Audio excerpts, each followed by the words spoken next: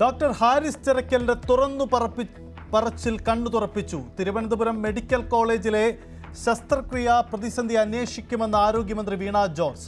Doctor Haris സത്യസന്ധനും കഠിനാധ്വാനിയുമായ doctor എന്നും മന്ത്രി.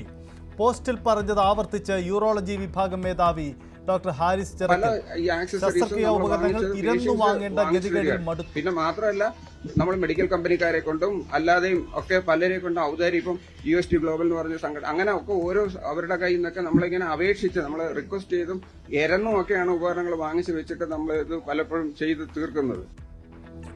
സർക്കാർ അച്ചടക്ക നടപടിയെടുത്താലും ഭയമില്ലെന്നും ഡോക്ടറുടെ വാദം.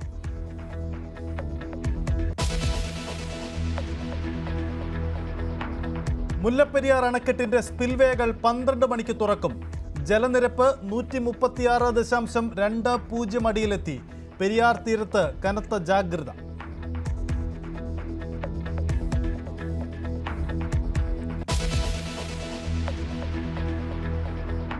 കൊച്ചിയിലെ ബാർ കയ്യാങ്കളിയിൽ കേസെടുത്ത് പോലീസ്. അപമര്യാദയായി പെരുമാറിയ ഇടുക്കി സ്വദേശി ബഷീറിന്റെ പേരിലും ആക്രമിച്ച യുവതിയുടെ പേരിലും കേസ്. കത്രുക്കടവ് എടശ്ശേരി മാൻഷൻ ബാറിൽ ആക്രമണമുണ്ടായത് ഇന്നലെ രാത്രി.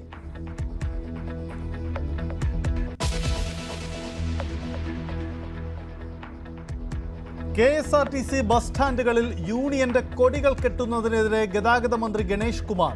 പരിസരം മലിനമാക്കരുതെന്ന് നേതാക്കളോട് അഭ്യർത്ഥന. കൊടി തോരണം കെട്ടിയാൽ നടപടി ഉണ്ടാകുമെന്നും മന്ത്രിയുടെ മുന്നറിയിപ്പ്.